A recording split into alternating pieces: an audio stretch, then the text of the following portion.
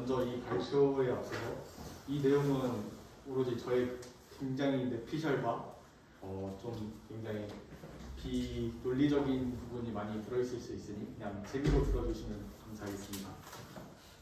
네, 러시아의 현 경제 상황은 기준금리가 9.5%에서 20% 인상이 됐고 루브라 가치 하락 뭐 이런 문제가 있습니다. 기준금리가 20% 인상이 되면 뭐 여러 가지 문제가 있는데 대표적으로 대출금리가 70% 이상 올라가는 그런 일이 발생된 걸로 알고 있습니다. 지금 러시아는 국제금융망에서 고립이 된 상태인데요. 만약에 러시아가 3월 6일에 있는 국채를 상환하지 못한다면 정말 러시아는 파산 상태라고 할 수 있습니다. 네. 만약에 전쟁이 장기화된다면 각국이 얻는 이득에 대해서 한번 분석을 해봤는데요. 전쟁 발발 이후 젤렌스키와 바이든의 지지율이 큰 폭으로 상승했고 전쟁이 장기화되면 미국의 군수 산업들에게 꽤나 큰 호재로 작용할 수 있습니다. 일단 전쟁 때문에 국제 유가와 유럽 천연가스 시세가 크게 증가해서 러시아 국영 석유 회사의 매출이 증가했습니다. 또한 러시아 국영 석유 회사의 대부분의 그 권한은 또 블라디미르 푸틴한테 있고요. 그래서 나라들의 손익을 보면은 미국은 아마 전쟁에 직접 참여는 하지 않을 것으로 예상됩니다. 왜냐하면 국민들의 반전 감정이 꽤나 크기 때문이죠. 따라서 전쟁이 장기화되면 그냥 멀리서 자기 땅도 아니니까 그냥 무기나 강간이 파면서 가장 큰 이득을 보는 국가로 생각이 됩니다.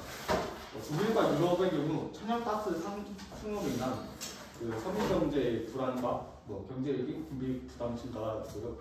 러시아, 우크라이나 모두 두 국가 모두 국민들은 아주 그냥 피를 보고 있다고 하고 있고요.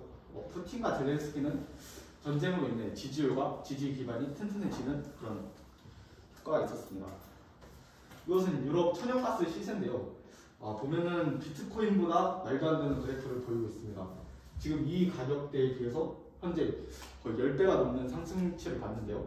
이거는 유럽 경제에 굉장히 큰 타격을 줄 수밖에 없는 것으로 예상됩니다. 네, 이거는 미국 달러랑 러시아 루블인데요. 이것은 러시아 루블이 지금 수지 조각이 돼가고 있다는 뜻입니다. 러시아 루블은 제가 알기로는 그 매수는 되는데 매도는 지금 안 되는 상황이라 그런 거 좋아하시는 분들은 한번 알아보시면 좋겠습니다. 네. 젤렌스키 지지율이 지금 원래 30%였는데 이번에 전쟁 나면서 90%를 찍었어요. 그리고 바이든 지지율은 30%로 찍었는데 이번에 전쟁이 나면서 이게 말이 되나 싶을 정도로 지지율이 매우 올라갔어요. 그래서 저는 개인적으로 이거 얘네들이 지지율을 올리려고 전쟁을 하는 게 아닌가라는 합리적인 의심을 하고 있습니다. 그래서 하이퍼 인플레이션의 시대에 대해서 설명드릴 건데 지금 현재 미국의 국가 부채는 30억 달러로 약 3.6조 원입니다. 이거는 이 중에서 1%만 돼도 우리나라의 1년 국가 예산이랑 비슷한 정도가 나오는 거예요. 그래서 GDP 대비 국가 부채 비율을 낮추기 위해서는 물가 상승률에 비해 금리를 낮게 유지해야 됩니다. 왜냐하면 물가 상승이 일어나면 세금도 같이 자연스럽게 증가하게 되는데 금리를 낮게 유지하면 국가 부채에 대한 이자가 적게 나가기 때문이죠. 그래서 바이든은 전쟁을 핑계로 높은 인플레이션을 계속 가속시킬 것 같고 그리고 비교적 낮은 금리를 유지하려는 어렵습니다. 그래서 실질금리랑 명목금리, 기대 인플레이션이 있는데요. 명목금리는 그 중앙은행에서 정하는 기준금리고 마이너스 기대 인플레이션이 실질금리로 나타낼 수 있습니다. 실질금리가 웃으면은 부채가 줄어드는 효과가 있는데 특히나 이게 국가 부채에 크게 작용되는 걸로 알고 있습니다. 그래서 실질금리가 마이너스이기 때문에 주식, 부동산 이런 데 가격이 더 상승할 것으로 예상되고 왜냐하면 은행에 예금을 넣어두는 것보다 이런 데 돈을 넣어두는 게 훨씬 자산 인플레이션을 따라갈 수 있기 때문이죠. 그래서 제 생각에는 기술 산업의 나스닥보다는 그 제조업 중심의 다우지수가 더 상승 예정으로 예상됩니다. 이것은 실질금리 그래프를 나타낸 것인데요. 지금 보시면은 여기가 0인데 지금 코로나 터지고 한동안 계속 실질금리가 마이너스인 모습을 볼 수 있습니다. 그렇기 때문에 그동안 뭐 주식이나 이런 게 많이 올랐고요. 미국 국가 부채를 보면은 야 이거는 그때 금융위기 이후로 2008년 금융위기 이후로 가파르게 상승했는데 지금 코로나가 터지면서 이거는 말도 안 되는 기울기를 보여주고 있고요. 만약 전쟁이 장기화된다면 저는 금융위기가 올 수 있다고 생각하는데 왜냐하면 세계 여러 은행이나 증권사에서 러시아 관련 부채나 이런 거를 샀는데 그 규모가 지금 이 정도 된다고 합니다. 근데 이게 겉으로 보이는 게 이 정도지 실제로는 이거에 관련된 다른 파생 상품이나 뭐 관련 기업들이 부도가 나면은 이게 점점 커질 수 있기 때문에 저는 굉장히 좀 위험한 상황으로 판단하고 있고 전쟁이 장기화되면은 러시아 부채나 주식 등에 투자한 외국인 투자자들은 자금 회수 가능성이 사라지게 됩니다.